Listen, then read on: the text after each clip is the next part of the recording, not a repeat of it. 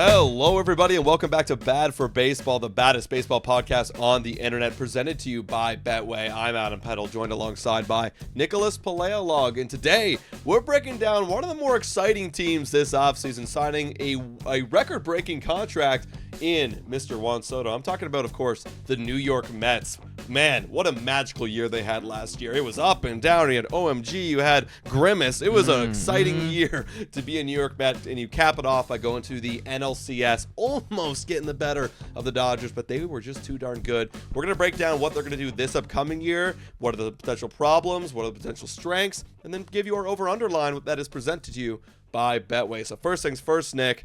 Hell yeah, Juan Soto to the Mets. He's gonna be their guy forever. That's big time, dude. Yeah, I know you were bringing up Grimace. You didn't bring up the fact that they had Hawk Tua Girl throw out a pitch too. What a weird year. Yeah, but right. Fun though, dude. It also, was a fun year. she's canceled now, by the way. Is she actually? Yeah, well, because she started this whole crypto coin, and then it's like it was actually a scam. Then she claimed that it wasn't a scam, but like everybody that knows money was like, it is a scam.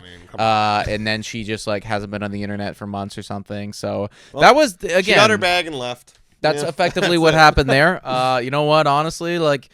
You probably capitalized on one drunk night better than anybody did ever. 100%. Moving on, though, they did not sign the Hawk to a girl. They obviously signed Juan Soto as the big one. That was like the domino that just like kicked off the whole rest of the offseason, and everything really just falls into place after that with them. Jose Siri, another one that they brought in, really strong defender, not great offensively speaking last year. The season before last year, pretty good, but honestly, like this lineup doesn't really care about that. No. They care more about the fact that you are going to have a 99 overall fielding run value. That's what they got you for. That's what they're looking for. They're looking for you to run as well.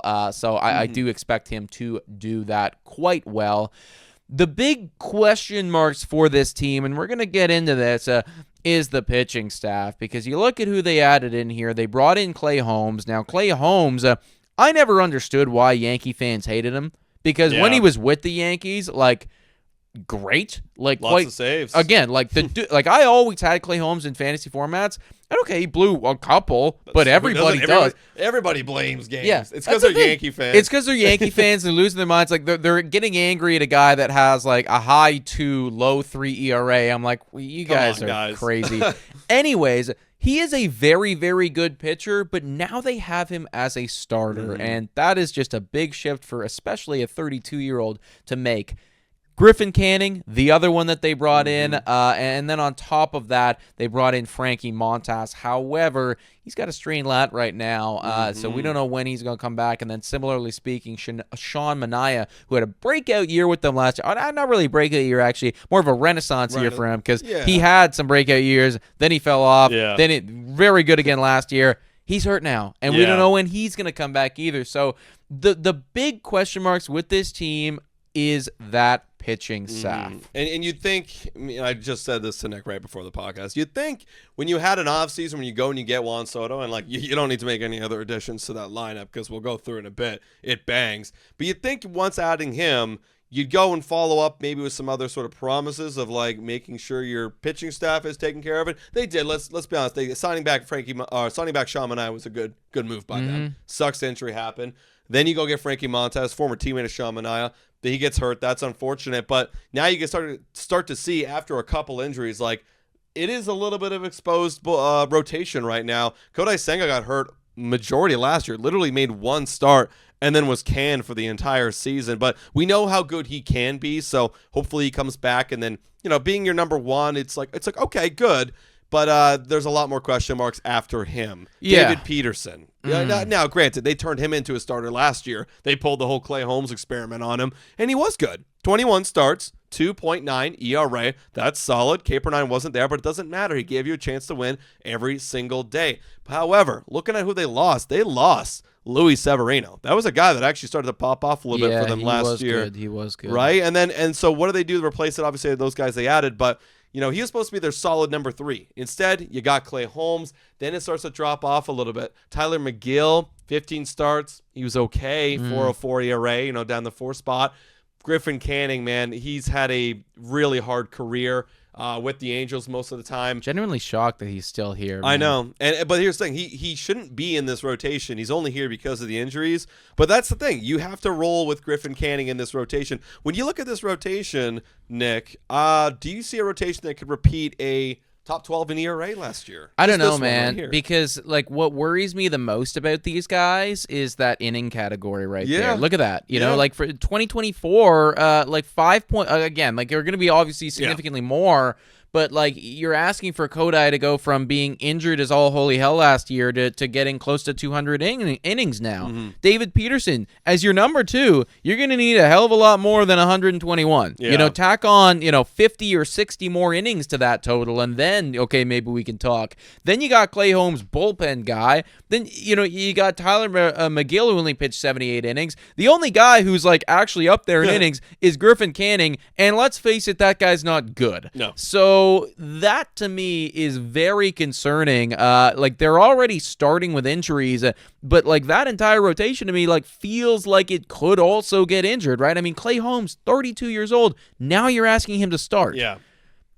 Like if it's gonna like that entire like that whole transit. How is he gonna throw? Is he gonna be throwing his fastball as fast as he does? And if he does, then well, is he going to injure himself? Yeah. There's just so many question marks around it for me, so I am very worried about that rotation. Yeah, being a bullpen guy going to a starter is very hard. I mean, we saw last year's San Francisco Giants. Who was it? Guy we used to have on the Toronto Blue Jays. Jordan Hicks, thank you. I mean, yeah, he was a very good bullpen guy. Transitioned to a starter. Kind of mid. I mean, it wasn't great, wasn't bad, just filled out the season. But that's the thing. There's not a lot of things in here that incentivizes me to be like, oh yeah, hell yeah, give me that rotation.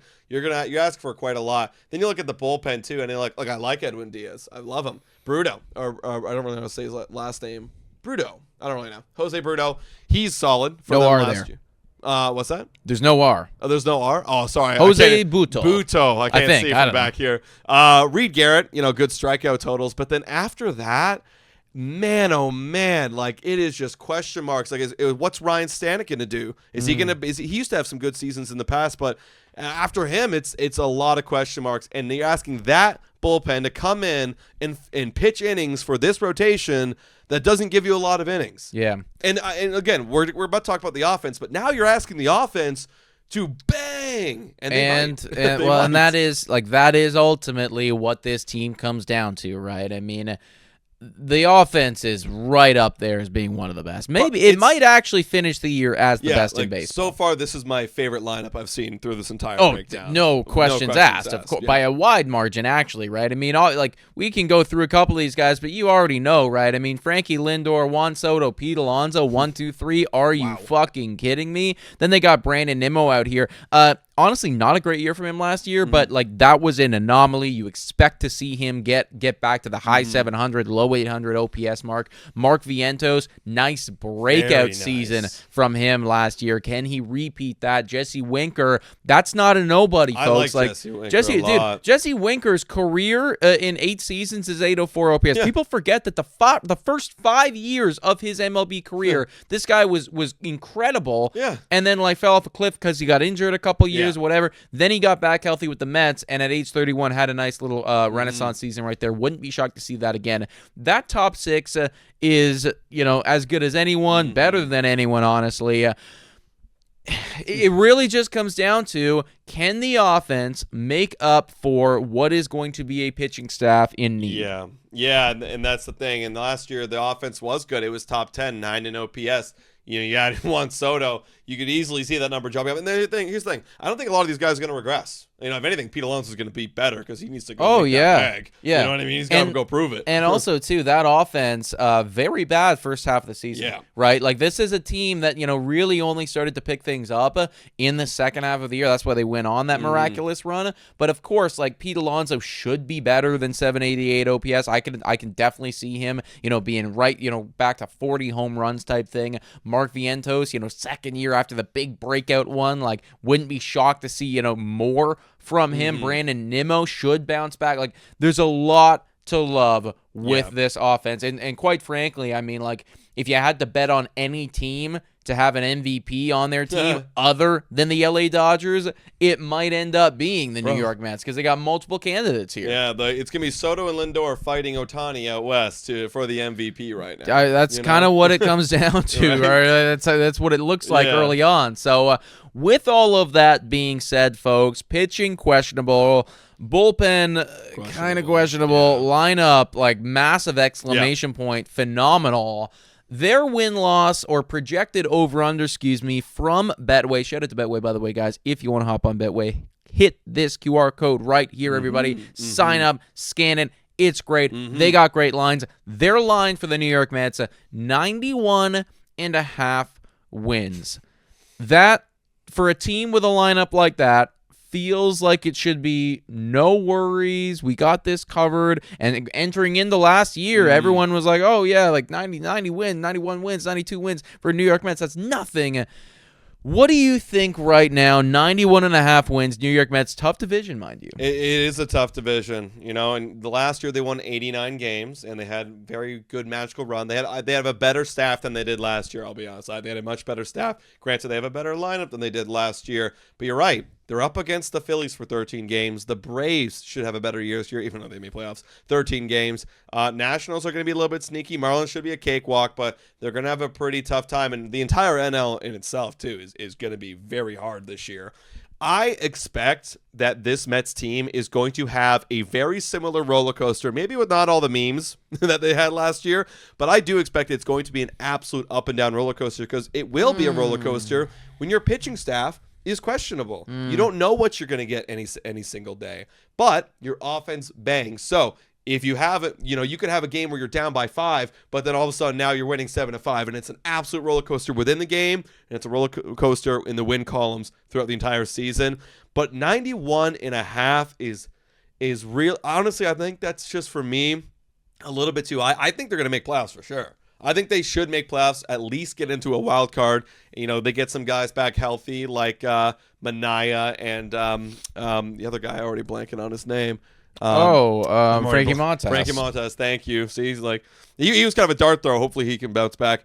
But, if they get those guys healthy, I'm going to go with the safe under here just because, you got to have a good pitching staff to get over that 92 win total for me. This one's really close for me, guys. Like, this one's really, really close. Like, the number feels high, but it also feels like a team that is more than capable. And, like, we could definitely be sitting here come end of September and there's the Mets winning the division. No questions asked. Yeah. Look, if the Clay Holmes experiment works, and Kodai Senga bounces back to be great, and then David Peterson repeats again for the second straight year, and then you get Manaea back at the second half. All right, yeah. See, that's what they need from me, though. I wanna say under because I think it's because recency bias. They won 89 games last year, and for me, it's just it feels like under safer. But I also like that lineup's just so it is so good, fucking good, bro. Like they could easily pull like a Baltimore Orioles type season and just hit their way to 100 wins, and it's well, there they are, Yeah, I know, but the big thing for me is it's also the innings. Like, where are they gonna get innings from? Man? No, I know. Come July, what is that? The rotation's gonna be. I bet 3 of the guys in there are not even going to be in there by July. Something's going to happen. Right. It's going to be a big changeover. I certainly hear you. I'm really split. I'm going to take the over. I don't feel confident in it, honestly, but I don't feel confident. This line's just really good. It's a really good line. So you guys let us know. I think the line has a bit of hype attached to it too. I think probably people want it, especially Mets fans and the Juan Soto deal. It's they want to hit the over. And I get that. I do. I don't know, man. Something in me is they're going to do it this year. They're going to do it. Mid-90s wins for the New York Mets. You guys let us know in the comments down below. What do you think about these New York Mets? And if you feel strongly one way or the other, hop on the Betway like we said, folks. Scan the QR code, download the app, and then you can place your bet on where you think the New York Mets are going to end up. Yeah, guys. Hit that like button. Subscribe to Bad for Baseball, and we'll catch you next time. Cheers.